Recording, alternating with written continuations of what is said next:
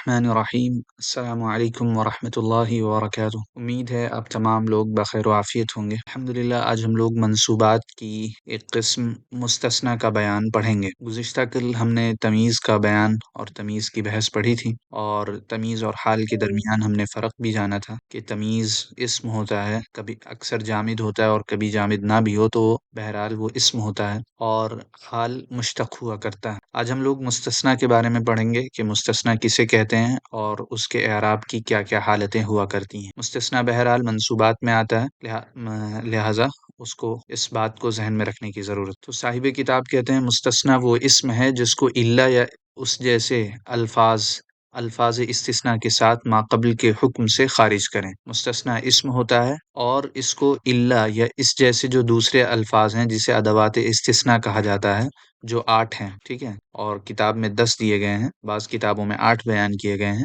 ان کے ذریعے سے اس اسم کو ماقبل کے حکم سے خارج کریں۔ ماقبل کے حکم سے خارج کرنے کا کیا مطلب ہے؟ حکم کا مطلب یہ نہیں ہے جیسے اردو میں کہا جاتا ہے کہ یہ کام کرو، بلکہ حکم کا مطلب یہ ہے کہ اس جملے سے جو مضمون پتہ چل رہا ہے، اس جملے سے جو خبر معلوم ہو رہی ہے، اس خبر سے وہ مستثنی یعنی الا کے بعد جو اسم آئے گا وہ کیا ہوگا؟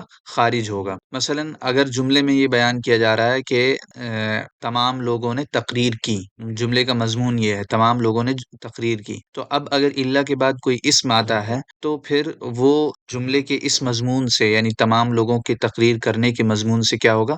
خارج ہو جائے گا۔ تو یہ مطلب ہے حکم کا۔ حکم کا مطلب یہ نہیں ہے کہ کوئی چیز امر کے درجے میں ہو، بلکہ حکم کا مطلب کسی جملے کا مضمون ہے کے ساتھ ماقبل کے حکم سے خارج کریں۔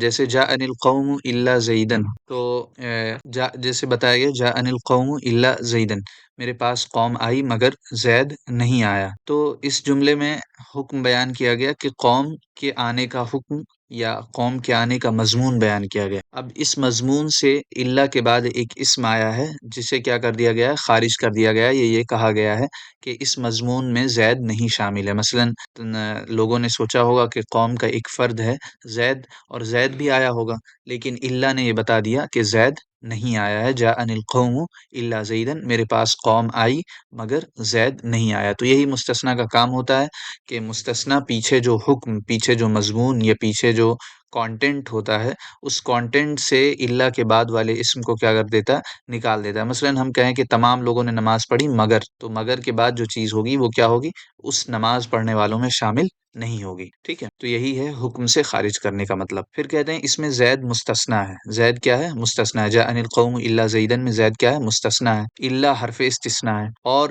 جس چیز سے نکالا گیا ہے اسے کیا کہیں گے؟ مستثنی منہ کہیں گے، یعنی اس قوم سے زید، قوم کا ایک فرد ہے زید، تو زید نکلا ہے اسے مستثنی کہیں گے۔ استثناء یستثنی سے اس میں مفعول بنا ہے مستثنی، اور جس چیز سے وہ نکلا یعنی قوم کا ایک فرد تھا وہ، تو مستثنی منہ اسے کہیں گے۔ جو قوم میں داخل تھا مگر الا کے ساتھ اس سے الگ ہوا، یعنی الا نے اس مضمون سے اسے نکال دیا، اور آنے کا حکم جو قوم پر جاری تھا، یعنی آنے کی جو بات بتائی جا رہی تھی، جو بتائی جا رہی تھی کہ تمام قوم آئی، اس سے کیا ہو گیا؟ مستثنی ہو گیا، اس سے الا کے ذریعے کیا ہو گیا؟ الگ ہو گیا۔ اور قوم مستثنی منہ ہے، یعنی قوم کا ایک فرد تھا اور اسی سے نکلا ہے، تو اس وجہ سے منہ یعنی اس سے مستثنی جس سے الگ کیا گیا ہو، تو قوم کیا ہوئی؟ مستثنی منہ ہوئی۔ مثلا ہم نے کہا تمام بچوں نے نماز پڑھی مگر زید نے نماز نہیں پڑھی، تو زید تمام بچوں میں شامل تھا اور اسی سے الگ ہوا ہے، تو بچے کیا ہو جائیں گے؟ مستثنی منہ ہو جائیں گے، اور زید کیا ہو جائے گا؟ مستثنی ہو جائے گا، اور مگر کیا ہو جائے گا؟ حرف استثناء ہو جائے گا۔ تو اسی طرح عربی میں صلی الطلاب الا زیدن، تو طلاب مستثنی منہ اور زیدن مستثنی اور الا حرف استثناء ہو جائے گا۔ نیچے کہہ رہے ہیں کہ فائدہ الفاظ استثناء 10 ہیں۔ الفاظ استثناء کیا ہے؟ یعنی ان کے ذریعے سے پیچھے والے حکم سے آگے پیچھے والے مضمون سے اسما کو نکالا جاتا ہے۔ غیرہ ہے، سوا ہے، پھر اس کے بعد سوا ہے، پھر حاشا ہے، خلا ہے، عدا ہے، ما خلا ہے، ما عدا ہے، لیسا اور لا یکونو ہے۔ تو اصلاً تو 8 ہی ہیں، لیکن خلا اور عدا میں ما کے اضافے کے ساتھ 2 کو اور بیان کر دیا گیا، ما خلا ما عدا۔ تو اس کے بعد جو بھی چیز آئے گی اس سے یہی سمجھا جائے گا کہ یہ پیچھے والے حکم سے کیا ہے؟ خارج ہے۔ جیسے ہم نے کہا کہ اے اللہ ہمیں راستہ دکھا، راستہ کس کا دکھا؟ غیر المغضوب علیہم ولا الضالین، یعنی راستے تمام دکھا مگر ان کے استثناء کے ساتھ، یعنی جو گمراہ ہوئے ہیں یا جن پر تیرا غضب نازل ہوا ہے، ان کے استثناء کے ساتھ ہمیں تمام راستے جو نیکی کے ہیں، بھلائی کے ہیں، وہ دکھا دیں، تو یہ ہے استثناء۔ غیر حرف استثناء ہو جائے گا، مغضوب علیہم مستثنیٰ ہو جائیں گے، اور مستثنیٰ منہ یعنی وہ راستہ ہوگا۔ ٹھیک ہے، مستثنیٰ کی دو قسمیں ہیں۔ اب یہاں پر مستثنیٰ کی دو قسمیں ہیں، جیسے کانا کے بارے میں ہم نے پڑھا تھا، کانا متصلہ ہوتا ہے اور کانا منقطعہ ہوتا ہے، اسی طرح مستثنیٰ کی بھی دو قسمیں ہیں، متصل اور منقطع۔ دونوں میں کیا فرق ہے؟ تعریف کر رہے ہیں کہ جو مستثنیٰ منہ کی جنس سے ہو، جیسے اوپر کی مثال میں زید قوم کی جنس سے تھا، یعنی اگر جس کو ہم الگ کر رہے ہیں تو وہ شخص پیچھے والی مستثنیٰ منہ جس سے وہ الگ ہوا ہے، اگر وہ اسی کی جنس سے ہے، مثلا ہم نے کہا کہ تمام بچوں نے نماز پڑھی مگر مولانا عبد الرحیم صاحب نے نماز نہیں پڑھی، تو یہ بچوں کی جنس سے نماز نہیں ہے، ٹھیک، یعنی بچوں کی جنس سے یہ شخص نہیں ہے، لہذا یہ متصل نہیں ہوگا بلکہ منقطع ہوگا۔ لیکن اگر ہم نے کسی طالب علم کا ہی تذکرہ کیا ہوتا تو پھر اس کے بعد یہ کیا ہوتا؟ متصل ہوتا، کیونکہ وہ اسی کی جنس سے ہے۔ تو جو مستثنیٰ منہ کی جنس سے ہو، جیسے اوپر کی مثال میں زید قوم کی جنس سے تھا، اگر جنس سے ہے یعنی مستثنیٰ منہ کی جنس سے ہے تو متصل ہوگا، اگر اس کی جنس سے نہیں ہے تو کیا ہوگا؟ منقطع ہوگا۔ اور جنس کا مطلب یہاں پر یہ نہیں ہے کہ جو منطق وغیرہ میں اصطلاح کی جاتی ہے، بلکہ جنس سے مراد یہ ہے کہ وہ عرف میں اسی قبیل کا شخص سمجھا جاتا ہو۔ مثلا اگر طلبہ ہیں تو طلبہ میں استاد نہیں مانے جاتے، یا استاذ کا تذکرہ کیا جاتا ہے تو ان میں طلبہ الگ ہوتے ہیں۔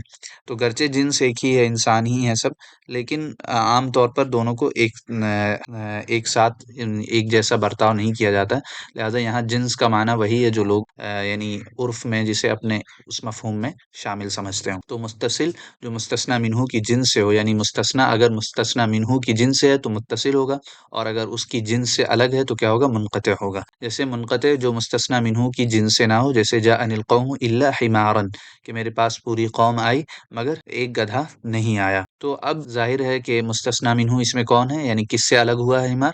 قوم سے الگ ہوا ہے۔ تو حمار کی جنس الگ ہے اور قوم کی جنس کیا ہے؟ الگ ہے، لہذا یہ حمارن کیا ہوگا؟ منقطع ہوگا۔ ٹھیک ہے، اس میں حمارن مستثنیٰ قوم، حمارن جو کہ مستثنیٰ ہے وہ قوم یعنی جو کہ مستثنیٰ منہ ہے اس کی جنس سے نہیں ہے۔ تو یہ دو قسمیں ہیں مستثنیٰ کی، متصل، منقطع۔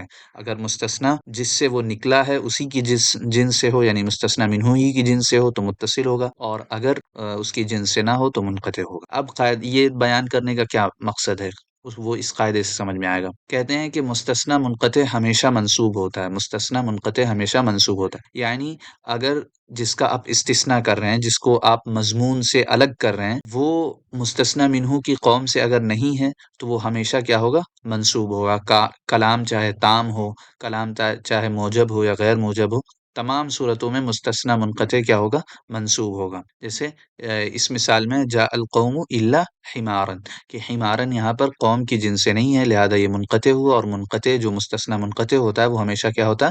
منصوب ہوتا ہے، اس میں کوئی دوسرا پہلو نہیں ہے۔ البتہ متصل میں تھوڑی تفصیلات ہیں، یعنی اگر مستثنیٰ متصل ہے یعنی مستثنیٰ منہ کی جنس سے ہی ہے تو پھر اس کو کیا اعراب آئے گا، یہ اس میں تھوڑی تفصیل ہے۔ تفصیل کیا ہے بیان کر رہے ہیں کہ مستثنیٰ متصل جب الا کے بعد آئے اور کلام مثبت تام ہو، کلام کیا ہو؟ مثبت ہو اور تام ہو، دو چیزیں کہیں، مثبت کسے کہتے ہیں اور تام کسے کہتے ہیں یہ سمجھنے کی ضرورت ہے۔ کلام کیا ہو؟ مثبت ہو اور تام ہو۔ مثبت کہتے ہیں کہ جس میں نفی، نہیں اور استفہام انکاری نہ ہو، یعنی جو پیچھے مضمون بیان کیا جا رہا ہو اس میں نہ تو نفی کا ذکر ہو، نہ نہیں ہو، اور نہ ہی کیا ہو؟ استفہام انکاری ہو۔ استفہام انکاری کا کیا مطلب ہے؟ کہ سوال کرتے ہیں مگر سوال سے مراد کیا ہوتی ہے؟ انکار کرنا ہوتی ہے۔ ٹھیک ہے، تو یہ تین چیزیں اگر نہیں ہیں تو وہ کلام کیا کہلائے گا؟ مثبت کہلائے گا۔ اور تام کا کیا مطلب ہے؟ تام کے مقابلے میں بولا جاتا ہے کلام مفرغ بولا جاتا ہے۔ تام کا مطلب یہ ہے کہ مستثنیٰ منہ کا اس میں تذکرہ ہوا ہو، یعنی وہ جو مستثنیٰ ہے وہ کس سے نکلا ہے اس کا تذکرہ اس میں کیا جائے۔ مستثنیٰ منہ کا اگر تذکرہ ہے تو وہ کلام تام ہے، اور اگر تذکرہ نہیں ہے تو وہ کلام غیر تام یا کلام مفرغ ہے۔ ٹھیک ہے، اور اگر اس میں نفی نہیں، استفہام انکاری نہیں ہے تو وہ کلام مثبت ہے، اور اگر اس میں استفہام انکاری یا نفی یا نہیں ہے تو وہ کیا ہوگا؟ کلام غیر مثبت ہوگا۔ تو یہ چیز ہے مثبت کی تعریف اور تام کی تعریف۔ تو اب حکم بیان کر رہے ہیں کہ مستثنیٰ متصل ہو، متصل کا مطلب آپ سمجھتے ہیں کہ مستثنیٰ منہ کی جنس سے ہو تو اور الا کے بعد آئے تو ایسی صورت میں کیا ہوگا؟ منصوب ہوگا۔ ایسی صورت میں کیا ہوگا؟ منصوب ہوگا۔ مثال دی ہے فشربوا منہ الا قلیلن، کیا دیے ہیں مثال؟ فشربوا منہ الا قلیلن۔ تو اس میں جو شرطیں بتائی تھیں وہ دیکھیے کہ سب سے پہلے بتایا تھا کلام مثبت ہو، مثبت ہے، دیکھیے فشربوا منہ، اس میں نہ تو نفی ہے نہ نہیں ہے نہ استفہام انکاری ہے، ٹھیک ہے، بلکہ یہ کیا ہے کلام مثبت ہے۔ پھر کہا تھا کلام تام بھی ہو، تام کا مطلب ہم نے بتایا ہے کہ مستثنی منہ کا تذکرہ ہو، کیا ہو؟ مستثنی منہ کا تذکرہ ہو۔ مستثنی منہ اس میں کون ہے؟ ہم ہے، ٹھیک ہے، فشربوا منہ الا قلیلا، تو ہم اس میں مستثنی منہ ہے، الا قلیلا، فشربوا میں جو ہم یعنی ہم کی جو ضمیر ہے وہی مستثنی منہ ہے، گویا اس کا تذکرہ ہوا، تو اب یہ کلام مثبت بھی ہوا، کلام تام بھی ہوا، لہذا جب یہ پائی گئی، یہ شرط پائی گئی دونوں، تو اب جو مستثنی ہوگا وہ کیا ہوگا؟ منصوب ہوگا، اور اس میں کوئی دوسری راہ نہیں، ٹھیک ہے۔ تو ایسا اس وقت ہوگا جب کہ مستثنی متصل ہو اور پھر کلام کیا ہو؟ کلام تام مثبت ہو۔ لیکن اگر مستثنی متصل ہے اور کلام مثبت نہیں ہے یا کلام تام نہیں ہے، تو ایسی صورت میں مستثنی کا اعراب کیا ہوگا وہ آگے بیان کرا۔ اگر کلام غیر مثبت ہو، غیر مثبت کا مطلب یہی ہے کہ وہ اس میں نفی ہو یا نہیں ہو یا اسی طرح استفہام انکاری ہو، تو اس کے اعراب کی کیا ہیں؟ دو صورتیں ہیں۔ دو صورتیں کس طور پر ہیں؟ کہہ رہے ہیں کہ اگر مستثنی منہ مذکور ہو، مستثنی منہ مذکور ہوگا تو ہم ایسے کلام کو کیا کہیں گے؟ کلام تام کہیں گے، اور اگر مذکور نہیں ہوگا تو کیا کہیں گے؟ کلام مفرق کہیں گے۔ تو کہہ رہے ہیں اگر مستثنی منہ مذکور اور متصل ہو، کیا ہو؟ متصل ہو، متصل ہو کا مطلب یہ ہے کہ کلام، ظاہر سی بات ہے مستثنی متصل کا بیان چل رہا ہے، تو مستثنی کو منصوب پڑھنا اور مستثنی منہ کے موافق اعراب دینا یعنی بدل بنانا دونوں جائز ہیں۔ یعنی کلام تو غیر مثبت ہے لیکن وہ تام ہے، کیا ہے؟ تام۔ تو ایسی صورت میں تام کا مطلب کیا ہے؟ کہ مستثنی منہ مذکور ہے، تو ایسی صورت میں مستثنی کو یعنی جسے الگ کیا گیا ہے الا یا اس جیسے جو بھی حروف ہیں اس کے بعد، اس کو جو ہے منصوب بھی پڑھ سکتے ہیں، یعنی جیسے ہم مستثنی منقطع کے ساتھ کرتے ہیں، اور اس کو وہی اعراب دے سکتے ہیں جو مستثنی منہ کا اعراب ہے، وہی اعراب دے سکتے ہیں جو مستثنی منہ کا اعراب ہے، یعنی بدل بنا سکتے ہیں۔ جیسے انہوں نے مثال دی ہے وَلَمْ يَكُنْ لَهُمْ شُهَدَاءُ إِلَّا أَنفُسَهُمْ، اور یہاں پر الا انفسہم بھی پڑھ سکتے ہیں، ٹھیک ہے، وَلَمْ يَكُنْ لَهُمْ شُهَدَاءُ إِلَّا أَنفُسَهُمْ، اور الا انفسہم بھی پڑھ سکتے ہیں۔ کیوں؟ انہوں نے کہا کہ کلام کیا ہو؟ غیر مثبت ہو، غیر مثبت ہے، کیوں؟ کیونکہ لم یکن یعنی منفی کا صیغہ ہے، تو منفی ہے یعنی نفی پائی جا رہی ہے، تو کلام کیا ہو گیا؟ کلام غیر مثبت ہو گیا۔ لیکن وہ کیا ہو؟ اس میں مستثنی منہ مذکور ہو، تو یہاں مستثنی منہ مذکور ہے، شہدائی سے شہداء ہی کیا ہے؟ ولم یکن لہم شہداء الا انفسہم، اور انفسہم یہاں پر شہداء ہی مستثنی منہ ہے یعنی مذکور ہے، تو یہ کلام کیا ہوا؟ تام ہوا۔ تو اس جگہ شہداء کے لحاظ سے الا انفسہم کو مرفوع بھی پڑھ سکتے ہیں اور منصوب بھی پڑھ سکتے ہیں۔ منصوب کیوں پڑھ سکتے ہیں؟ کیونکہ مستثنی ہے، اور مرفوع کیوں پڑھ سکتے ہیں؟ کیونکہ یہ کیا ہے؟ کلام غیر مثبت اور تام۔ لیکن اگر کلام مثبت اور تام دونوں ہوتا تو پھر اس صورت میں صرف منصوب پڑھ سکتے تھے، لیکن اگر کلام تام ہے لیکن غیر مثبت ہے تو ایسی صورت میں ہمیں دو اختیار ملتے ہیں، یا تو ہم اسے منصوب پڑھیں یا جو مستثنی منہ کا اعراب ہے وہی اعراب ہم مستثنی کو بھی دے دیں، ٹھیک ہے۔ تو یہ دوسری صورت ہو گئی۔ اب کہہ رہے ہیں کہ اگر مستثنی کیا ہو؟ مفرغ ہو۔ مفرغ کا کیا مطلب ہے؟ تام کے مقابلے میں مفرغ بولا جاتا ہے۔ تام کہتے ہیں جس میں مستثنی منہ مذکور ہو، اور مفرغ بولتے ہیں جس میں مستثنی منہ مذکور نہ ہو۔ تو پھر مستثنی کا اعراب عامل کے مطابق ہوگا، یعنی اس جملے میں جو عامل ہے، فعل عمل کرتا ہے، فعل کا جو تقاضا ہوگا اسی لحاظ سے ہم مستثنی کو اعراب دیں گے۔ اگر مستثنی فاعل بن رہا ہوگا فعل کے لحاظ سے تو ہم اسے فاعل کا اعراب دے دیں گے، اگر مفعول بن رہا ہوگا تو ہم کس کا اعراب دے دیں گے؟ مفعول کا اعراب دے دیں گے۔ ایسا کب ہوگا؟ جبکہ کلام کیا ہو؟ مفرغ ہو۔ مفرغ کا مطلب کیا ہے؟ کہ مستثنی منہ مذکور نہ ہو، اور یہ مستثنی متصل کا بیان چل رہا ہے۔ اگر مستثنی مفرغ ہو یعنی مستثنی منہ مذکور نہ ہو تو پھر مستثنی کا اعراب عامل کے مطابق ہوگا، جیسے فَهَلْ يُهْلَكُ إِلَّا الْقَوْمُ الْفَاسِقُونَ۔ اب یہاں پر دیکھیے کہ فَهَلْ يُهْلَكُ، اب یہ استفہام انکاری ہے، کیا ہے؟ استفہام انکاری، اسی کو استفہام انکاری کہتے ہیں کہ بظاہر حل جو ہے کیا بولتے ہیں؟ استفہام کا ہے، لیکن یہاں پر یہ بتایا جا رہا ہے کہ نہیں، ہلاک ہونے والے کون ہی ہوں گے؟ وہی جو فسق کرنے والے لوگ۔ تو یہاں پر دیکھیے کہ کلام کیا ہے؟ پہلے تو غیر مثبت ہے۔ غیر مثبت کیوں ہے؟ کیونکہ اس میں استفہام انکاری پایا جا رہا ہے۔ پھر اس کے بعد یہ غیر تام بھی ہے یعنی مفرغ ہے. کیوں مفرغ ہے؟ کیونکہ یہلک یہ جو القوم الفاسقون جس سے نکلے ہیں مستثنی منہ جو ہے وہ کیا ہے؟ وہ ذکر نہیں ہے. وہ کیا ہے؟ ذکر نہیں ہے. تو جب مستثنی منہ ذکر نہ ہو یعنی یہاں پر مستثنی منہ کیا ہے؟ فہل یہلک احد ہے. احد مستثنی منہ اسے کیا کر دیا گیا؟ حذف کر دیا گیا. گویا وہ ذکر نہیں ہے. تو جب ذکر نہیں ہے تو یہ کلام مفرغ ہو گیا یعنی مستثنی مفرغ ہو گیا. تو ایسی صورت میں جو مستثنی ہوتا ہے اس کو اعراب یہ دیکھ کے دیا جاتا ہے کہ وہ جملے میں کیا بن رہا ہے. وہ جملے میں کیا بن رہا ہے. تو اب ہم جب دیکھتے ہیں کہ القوم الفاسقون یہلک کو کس کی ضرورت ہے؟ نائب فاعل کی ضرورت ہے. کس کی ضرورت ہے؟ نائب فاعل. کیونکہ وہ فعل مجہول ہے اور نائب فاعل کیا ہوتا ہے؟ مرفوع ہوتا ہے. تو جو اب مستثنی ہوگا اسے ہم کیا بنا دیں گے؟ مرفوع بنا دیں گے. کیوں؟ کیونکہ وہ نائب فاعل بن رہا ہے اور نائب فاعل کیا ہوتا ہے؟ مرفوع ہوتا ہے. کیونکہ عامل اس کا کون ہے؟ یہلک ہے. فہل یہلک الا القوم الفاسقون. تو یہ کلام غیر مثبت اور مفرغ ہے. لہذا یہاں پر جو مستثنی ہوگا اسے عامل کے لحاظ سے اعراب دیں گے اور یہاں عامل کون ہے؟ یہلک ہے جو کہ نائب فاعل چاہتا ہے. نائب فاعل مرفوع ہوتا ہے لہذا یہاں پر القوم الفاسقون کہیں گے. اب یہاں پر دیکھیے اگلی مثال دی ہے ولا تقولوا علی اللہ الا الحق. اب یہاں پر اس کو نسب کیوں دیا الحقہ کو؟ تو کہہ رہے ہیں سب سے پہلے دیکھیے کہ کلام کون سا ہے. کلام یہ ہے غیر مثبت ہے. غیر مثبت کیوں ہے؟ کیونکہ اس میں نہیں پائی جا رہی ہے. کلام غیر مثبت کسے کہتے ہیں؟ جس میں نفی ہو یا نہیں ہو یا استفہام انکاری ہو. تو یہ پہلی صورت تو کیا ہوئی کہ یہ اس میں نہیں پائی جا رہی. دوسری چیز یہ کہ مستثنی منہ کا تذکرہ نہیں ہے یعنی اللہ پر نہ کہو ولا تقولوا علی اللہ شیئا الا الحق. شیئا جو مستثنی منہ تھا اسے کیا کر دیا گیا؟ حذف کر دیا گیا. تو گویا مستثنی منہ مذکور نہیں ہے. لہذا اب جو مستثنی ہوگا اسے یہ دیکھا جائے گا کہ اس پر عامل کا کیا عمل ہوگا. یعنی تقولو کو کیا چاہیے تھا؟ مفعول چاہیے تھا. تو مفعول کیا ہوتا ہے؟ منصوب ہوتا ہے. لہذا اب یہاں پر جو مستثنی الحق ہے کیا ہے؟ الحق. یہ جو الحق لکھا ہوا ہے یہ مفعول بن رہا ہے اور مفعول منصوب ہوتا ہے یعنی عامل کا تقاضا یہ ہے کہ اسے مفعول بنایا جائے. لہذا اس کو کیا دیا گیا؟ نسب دیا گیا ولا تقولوا علی اللہ الا الحق. ٹھیک ہے. اور پھر اس کے بعد فرمایا ولا تجادلوا اہل الکتاب الا بالتي ہی احسن. تو اب یہاں پر چونکہ مجرور کیا تھا؟ یہ باللتی ہی احسن اسے مجرور بنایا. کیا بنایا؟ مجرور بنایا.